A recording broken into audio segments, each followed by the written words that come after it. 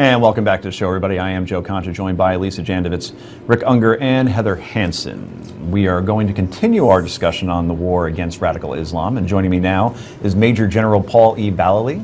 He's the founder and president of Stand Up America. General, thanks for coming on. We appreciate it. Okay, Joe. Happy to be with you again. So let's talk strategy on fighting ISIS and al-Qaeda. Yesterday on CNN State of the Union, former CIA Director Leon Panetta said ISIS is taking terrorism to the next level. ISIS it truly represents kind of a whole new phase in the war on terrorism. We're dealing with an enemy that is well funded. We're dealing with an enemy that has strong command and control. And we're dealing with an enemy that is well armed. And as a result of that, I think that they can conduct the kind of offensive operations that can be very effective and that have to be met tooth and nail with everything we've got. That's the reality. ISIS is a whole new chapter in terms of the terrorist threat to that area and to our country. Now, General, I hear you have some new intel out of Syria. Can you share it with us? Well, there's some new information coming out of Iraq, Syria, and Libya, probably more out of Libya today, Joe, than any, but there have been some more captures, I understand, not confirmed yet, perhaps of a Russian officer that was captured in Syria. So we'll see if that occurs. We get more definitive information on that. Still, the big threat there is to the air base where we have 300 Marine advisors near the town of al-Baghdadi. They have not neutralized the ISIS forces, which I understand may be growing in the al-Baghdadi area, up over 100 now perhaps, but they're looking to bring in air, if they can, and reinforcements into the air base there, if required, to support and to protect the Marines that are there now. Now, in Anbar, that's pretty open territory, right? I'm just surprised that they're within 5 miles or 5 kilometers. And I posed this question to my last guest. If we could see them from the air, why can't we just take them out? They have underground tunnels, or are they embedded with civilians in a smaller town or village? Educate me on that a little bit.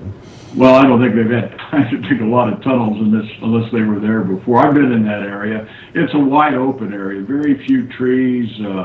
When you look out there in an arid desert type of environment, when I was in Fallujah, you look all around that area. Listen, ISIS has to travel by those brand new Toyotas they've had for a while, at least for a month. I've seen some new ones on some of the video that's been run. They're getting those out of Turkey, as I understand. But they have to use the roads to travel. So with their ground operations, we have eyes on the ground, which are special ops guys. We've got to put them out there by helicopter, insert them into an area where they can watch and then coordinate with the drones overhead, as well as the satellite photos we have in that area. You know, we can read a license plate on an automobile from our satellite, so we can track them as they move, and we need to be taking them out as we can with air ground operations, and even using the special ops to go in on raids with the Iraqis to neutralize them wherever they are. We've got to flush them out. And if we don't do that, then they're going to continue to grow and expand throughout what we call the Levant area, which goes all the way from Turkey down to the Sinai. Do you think we're using special ops right now, and just the president Sure. right on through? We are. Okay, so boots on the ground. No, they're over there. We have boots on the ground. We have thousands of boots on the ground in Kuwait. We have boots on the ground in Turkey.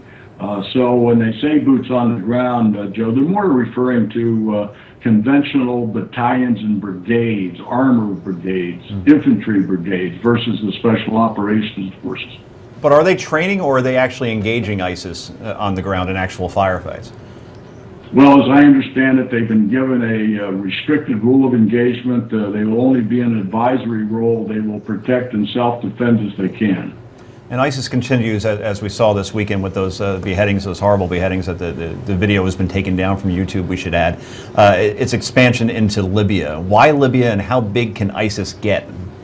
This is very big in Libya. The amount of weapons inventories there that we found out during our Benghazi investigation It's ripe all over that area. Now, I would not be surprised that President El-Sisi will step up. I wouldn't even be surprised if he used his armed infantry brigades to go cross-border and wipe out those villages in eastern Libya, because they are a direct threat to the Egyptian people now. So General El-Sisi, like King Abdullah, he's taking the initiative, he's going on the offensive, and he must clear and neutralize that area in Libya that's a direct threat on the borders of Egypt. Well, he's certainly passionate and certainly engaged at this point. Thank you, Major General, for coming on. We certainly appreciate it. That was Major General Paul E. Vallely, founder and president of Stand Up America. Now, Heather, in that ISIS video with the beheadings, which we're not going to show, an American-speaking terrorist says, quote, "Recently you've seen us chopping off the heads that have been carrying the cross for a long time. And today we are in the south of Rome, on the land of Islam, Libya, sending another message." The president said this isn't a religious war, but that appears to be telling a different story. And isn't it all about the story? I mean, they deal in propaganda. And what's the response to propaganda? In my opinion, it should be truth. It should be knowledge. So I think that we should be talking about the fact that they are targeting different religions. Whether or not it's Islam or some variation of Islam, we need to talk about that. We need to talk about how are we going to best respond to it. You know, there's a summit coming up this week on counter-extremism, coming up Wednesday and Thursday. We need to talk about the way to best respond to this instead of just putting our heads in the sand and pretending it doesn't happen. Lisa? But the president does not want to identify them as radical Islamists. I mean, he was very clear to point out during the breakfast, the National Prayer Breakfast, that it was during the Crusades, it was Christians that were killing in the name of Christ, but these are not radical. He does not seem to want to put that label on it, which...